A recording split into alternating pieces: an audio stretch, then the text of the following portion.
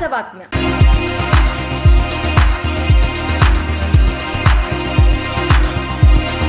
नंदुरबारात 2 गटात वाद, मोठ्या प्रमाणात नुकसान, शांततेचे पोलीस अधीक्षकांचे आवाहन। मोहम्मद पैगंबर यांच्या जयंतीनिमित्त जालना शहरात काढण्यात आलेल्या मिरवणुकीत वाद।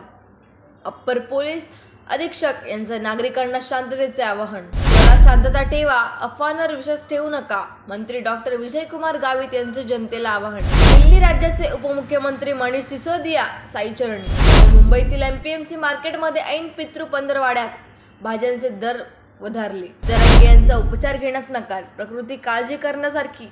जिल्हा आरोग्य अधिकारी भुसारे यांची माहिती। माजी पोलीस आयुक्त संजय पांडे यांचा काँग्रेस पक्षात पक्षप्रवेश। रत्नागिरी जिल्हाधिकारी कार्यालयाबाहेर कोकण समृद्ध संघटनेतर्फे बेमुदत आमरण उपोषणास सुरुवात। भुयारी गटारी व रस्त्यांच्या कामासाठी बरगतचा निधी मंजूर।